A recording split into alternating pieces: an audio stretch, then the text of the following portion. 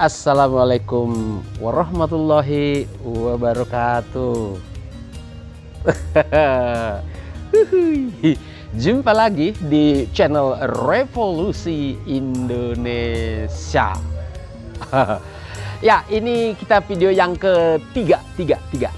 Ya, di video yang ketiga ini memang benar-benar ini taburan petunjuk dari Allah itu sungguh luar biasa menurut saya. Tapi saya pribadi yang menyampaikan ini yang berat. Bebannya di hati itu, aduh, gimana ya menyampaikan ini. Nggak sanggup, nggak berani sebenarnya. Aduh, saya lah dipancung semua bangsa Indonesia. Aduh. Tapi bagaimana ya? Ya memang harus disampaikan, apapun itu harus disampaikan demi Indonesia mercusuar dunia. Apakah itu? Ya, Juan Siregar sebagai Rohul Kudus atau sebagai sang penebus dosa. Ya, ini kan pengakuan-pengakuan yang benar-benar waduh, nggak tahulah bahasanya apa. Tapi mustahil bisa terucap sebenarnya. Tapi begitulah adanya. Oke,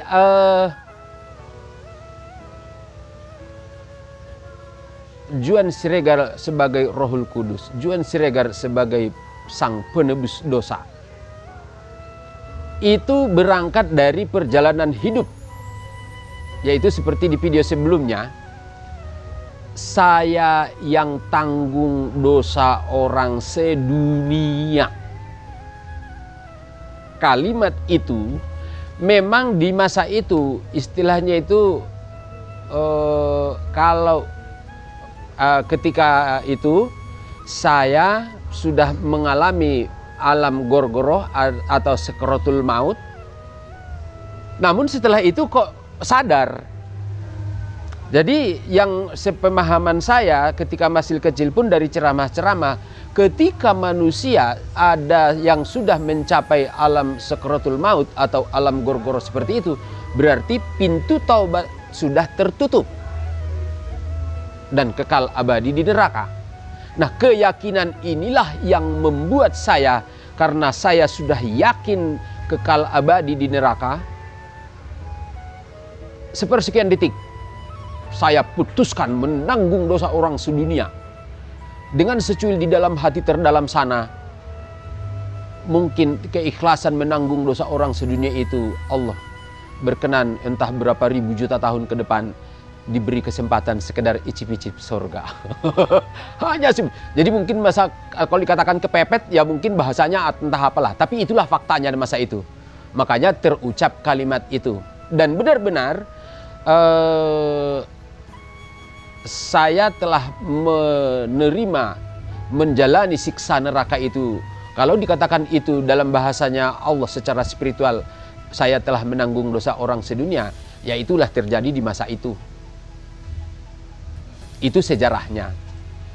Nah, kalau kita lihat dari hikmahnya di zaman sekarang ini adalah kita melihat bagaimana kita di dunia ini, khususnya kita bangsa Indonesia, begitu banyak agama. Saya di video sebelumnya saya sebut mengajar di Adventist English Conversation Schools kira-kira setahun. Lama berteman dengan bekerja bersama bareng siang malam bareng dengan teman-teman yang memang semuanya beragama Katolik. Dan di Padang Sidimpuan bagaimana kita juga bersahabat dengan yang HKBP umat Kristiani itu ketika ya memang kita bertetangga ini, apalagi kalau pas tahun baruan itu pesta-pesta. Jadi saya sedikit banyak melihat bagaimana dipahami tentang Rohul Kudus. Nah, pemahaman-pemahaman itu yang dipahami, yang dipraktekkan, diaplikasikan dalam kehidupan sebagai panduan dalam agama Kristiani itu yang saya lihat memang kehendak Allah untuk kita sama-sama lintas agama nanti. Semoga kita bisa duduk satu meja, satu ruangan gitu, untuk kita bisa sebenarnya seperti apa sih yang Allah kehendaki. Itu kalau saya melihat buku yang 3, ya pertama Rahasia Iman itu, Rahasia Iman yang berubah. Memang buku itu ada di dalam buku Revolusi Spiritual Wujudkan Indonesia Kiblat Prestasi Dunia. Ternyata itu sudah tertulis di Al-Quran. Artinya saya menulis buku yang saya tulis itu ternyata berarti sudah Allah rencanakan jutaan tahun sebelum Al-Quran itu sebelum Al-Quran itu diturunkan, yaitu di surah Asy-Syura ayat 52, surat 42 ya, ayat 52 ya, yaitu dan demikianlah kami wahyukan kepadamu ruh. Nah, kata-kata ruh di sini. Dan kalau bahasa Arabnya wa kadzalika auhayna ruham min amrina ma kunta tadri mal kitabu walal imanu. Demikianlah kami wahyukan kepadamu ruh dengan perintah kami. Sebelumnya kamu tidak tahu apa itu kitab dan apa itu iman. Saudaraku semuanya, sebangsa dan setanah air, isi buku itu semuanya tentang ruh. Peniupan ruh, baik itu juga tentang filsafat psikologi. Kenapa jadi hukum alam bukan hukum Allah? Kenapa jadi bawah sadar bukan penyempurna tiupan? Itu semuanya berkaitan dengan ruh dan ruh dan ruh. Penemuan The Missing Link-nya Charles Darwin itu juga masalah peniupan ruh.